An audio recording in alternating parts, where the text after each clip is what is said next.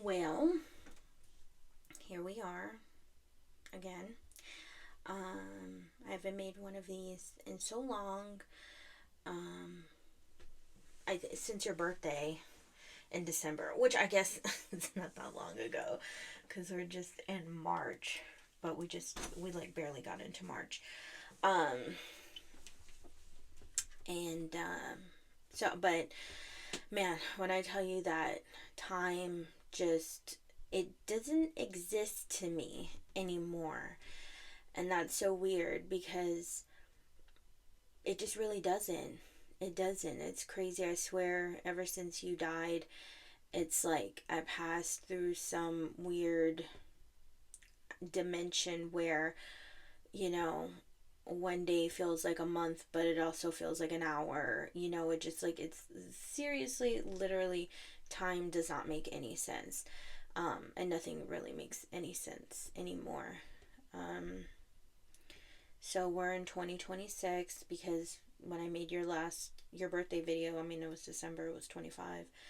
Um Now we're in 26 and July is like rapidly approaching.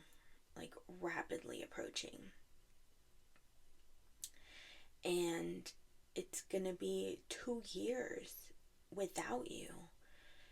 I'm going to try not to cry, but like how can I force myself to not, you know what I mean? But 2 years without you has been like, it is still so hard for me to wrap my mind around that.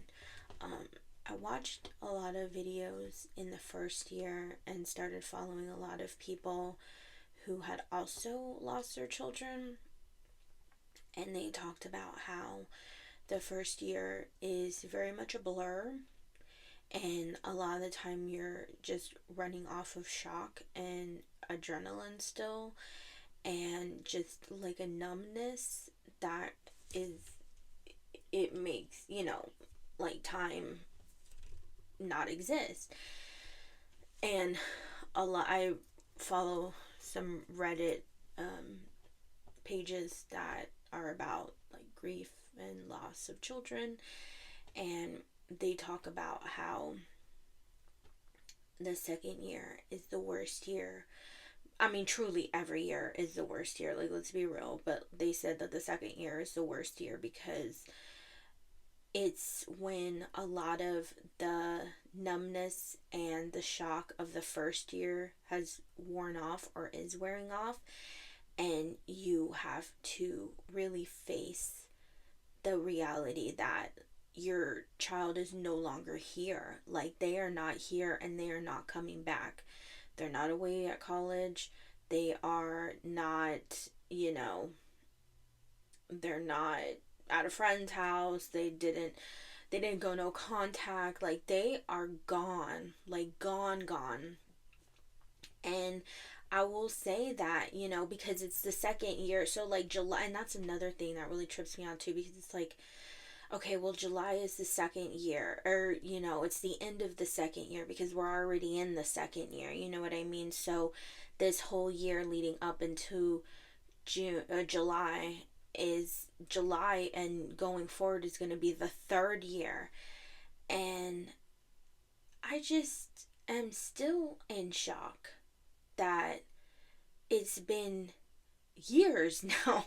It's been years since I have seen you physically, since I have been able to hug you and do our special handshake, since I have heard your voice. That isn't something that I've already heard 5,000 times, listening to it over and over again. A video, like pictures that I've seen a million times, over the last 2 years. Like, nothing is new. Nothing is new. It's like everything is what it was. And like, it's strange because me and Gamma were talking about it, because we've noticed that our sadness is less severe than it was the first year, where it was just sadness all the time and uncontrollable sadness. You know, I grieve daily, of course, but I can hold off my grief and like crying and stuff. Night times for me is the hardest. I don't know about Gamma, but like night times for me is very much the hardest. And I think it's because I don't have much to busy myself with that night. And like dad was out of town for like 2 months straight. He would come home on the weekends, but during the week he was always gone and never here. So the last 2 months were hard at night, but I needed to grieve because when he's here, you know, I only grieve during the day, and that was if I'm not working, you know, because it's just not feasible to grieve when you're working. But grief really doesn't care what time of day it is or what you're doing. Like, there's been, you know, several times where I just stop and, you know, it's like all of a sudden my brain remembers like, oh yeah, you're gone, you know. And it's like I have your pictures up everywhere, and I have reminders of you up everywhere, but I will, you know, it's almost like it's like autopilot seeing all of that. And then there will be moments in the day where it's like all of that stops, and it's like, oh, oh, you're gone. Oh, you're gone. That's right. You are gone. You're gone. And, you know, I can never really put into words just how heartbreaking that is to say that and to feel that. How heartbreaking it is to know that I'm never going to see you again. And how I have to just rely on dreams and memories. And my memories are starting to come back. The first year it felt like I couldn't remember anything. You know what I mean? I couldn't remember anything beyond that day and anything after that day. But I think it was just the trauma, you know, it's just trauma brain. And now it is now it's just more realization. It's more, you know, just I don't know. I don't know. I don't know. I don't know. I really don't. I miss you so much. Today is one of those days where I want to cry a lot because I was looking every day on Instagram. I look at my stories, and I, you know, I look at my memories of my stories. And today, 3 years ago, you got your ears, it's gonna make me cry. But 3 years ago today was when we got our income tax, and we went and we balled out at Ulta, and you got your second ear piercing, your second hole at Ulta. And I had recorded it, and I'm so glad I did. You're not talking or anything in it. The lady, that's all you hear is the piercer talking. But it's just so funny because you were 20 at that time, and you just look like such a little kid. Just getting your ears pierced.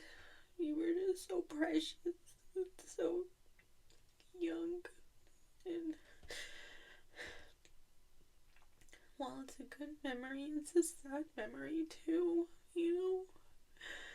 And then, so there was one story that was 3 years ago, and it was that one. And then there was another memory from last year where I posted that and, you know, said something like, I miss you so much or something. And it's just like,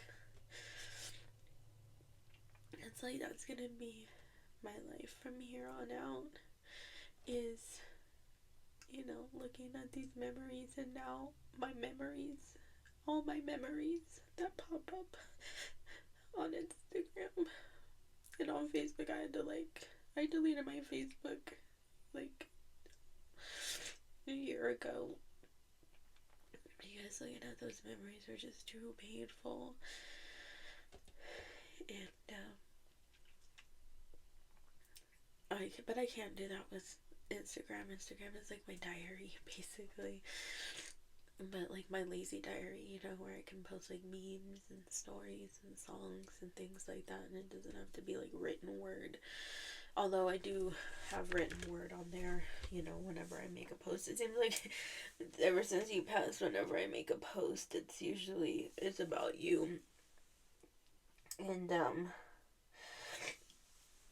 I end up writing, a long ass caption about it.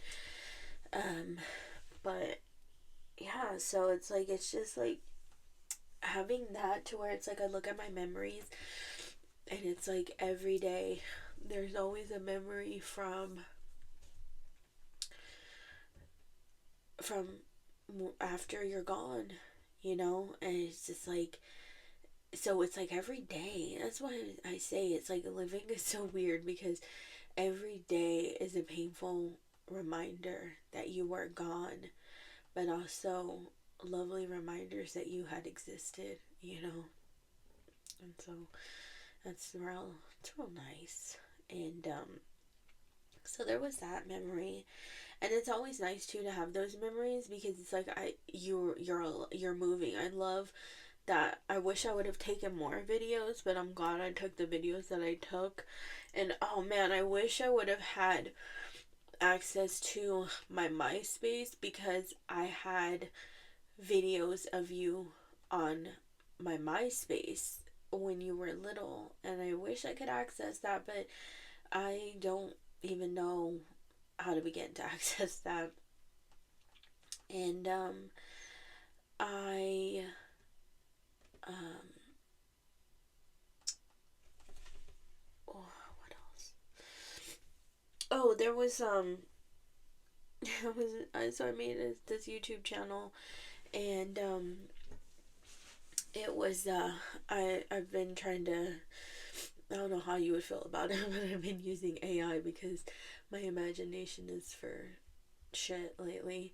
And so I've been using AI to, generate thumbnails for it.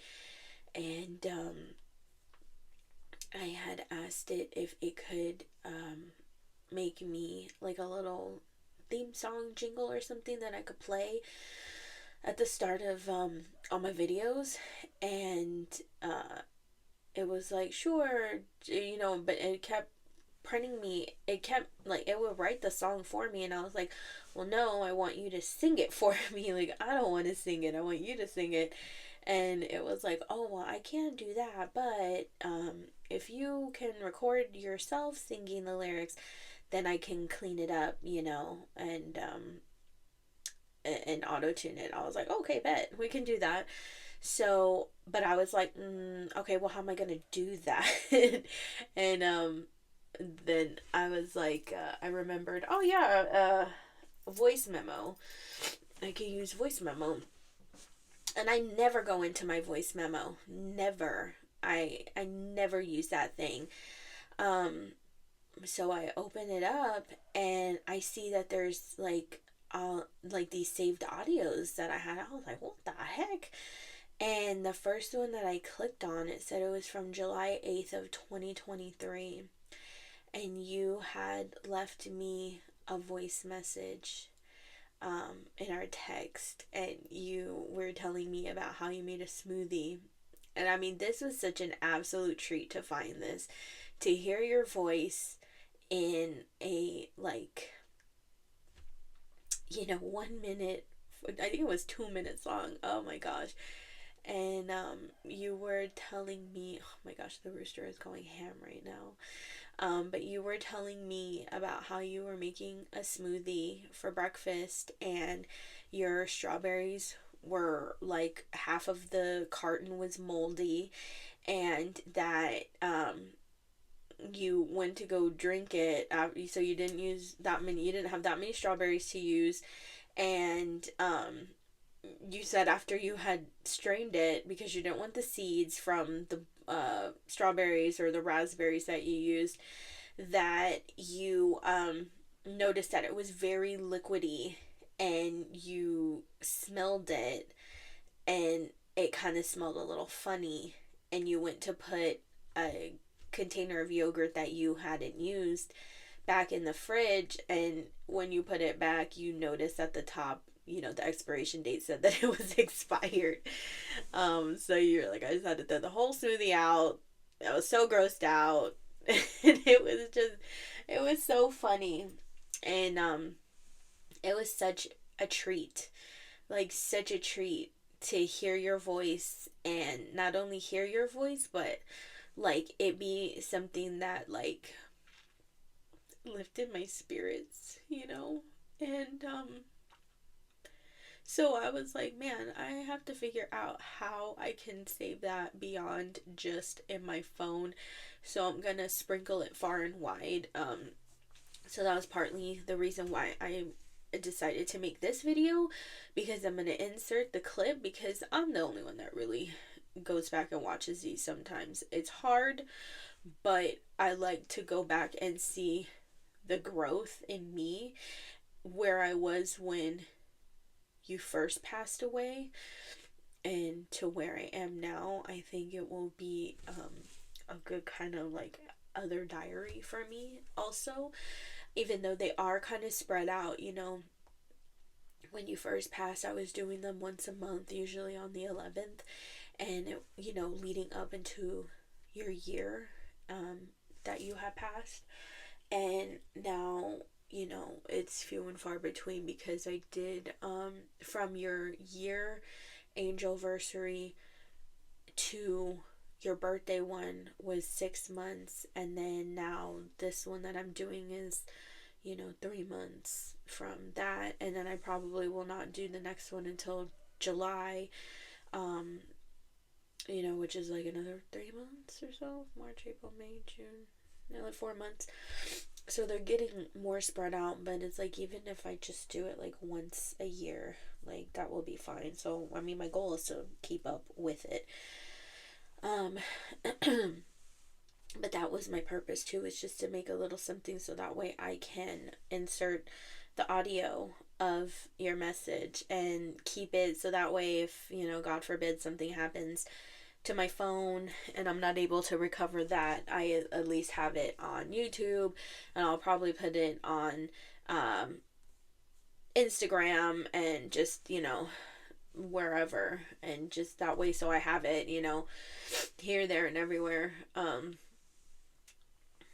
Just like I do with your pictures, like I have them saved on my phone, but I also have them printed out, but I also have them, so it's like, that's what I do. But, yeah, I don't, I don't know what else to say. Gemma's doing better. She's excited because Aunt Rosa is coming down, I think the week of the 12th, which is your conception week, your conception day, actually. And it sucks, telling that. It sucks not being able to tell you that story. Well, not like in graphic detail, of course, but, just be like our usual tradition of like, oh, happy conception day. And I was talking with Gamma about it the other day when we were hanging out, and she was like, I just think that's so funny that you know what day it was on. And I was like, well, I mean, it's not difficult, because, me and her dad were together that day, and then we did not have the opportunity for like months after. So, like, yeah, that was the only day. Like, the next time I think we had the opportunity to be together in that way, I was already pregnant. So I was like, yeah, no, I knew it was that day. So yeah, I mean, I thought that was cool too, to like know that day. Not many people know,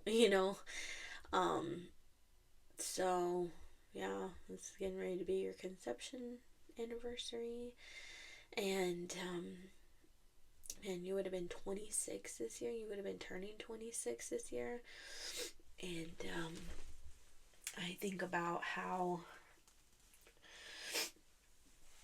you would have been done at Galen. You would have been done at Galen last year, but I think you would have truly been done at Galen, and you would have been, you know, working a job somewhere, and you know, just living your best life, and or starting to live your best life. You would have maybe been living with Bo, and who knows, what would have happened. And um, Bo has their own apartment that they got.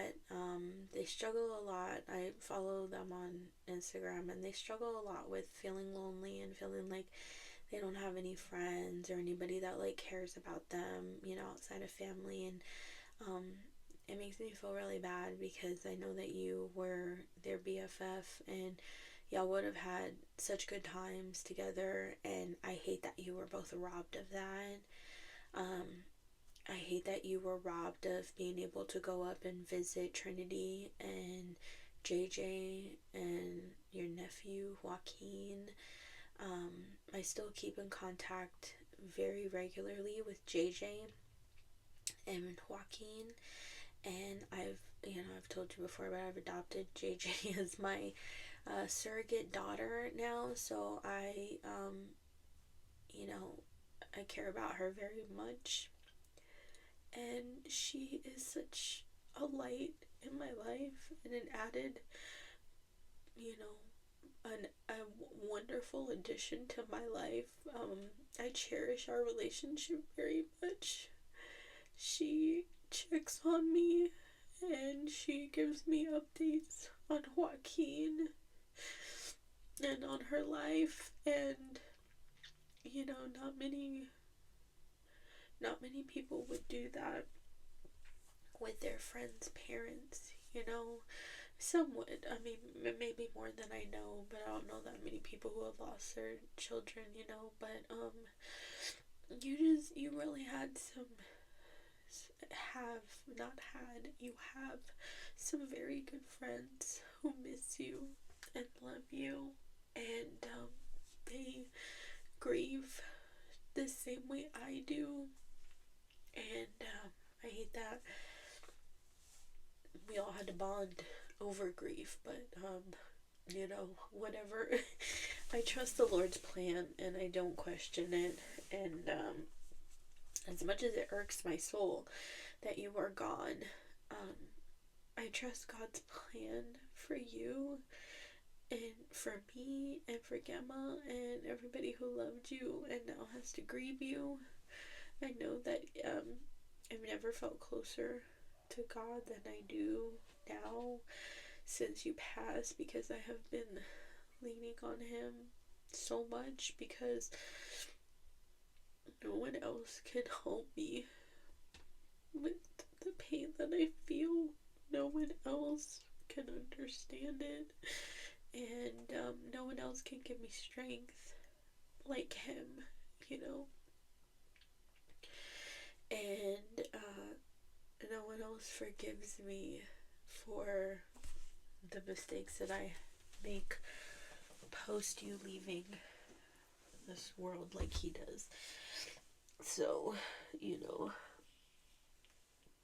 I try not to do anything too stupid too often that requires forgiveness, but I'm a work in progress.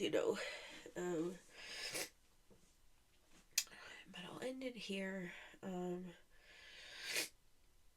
I love you so, so much. I miss you more than words could begin to describe. Your absence is just,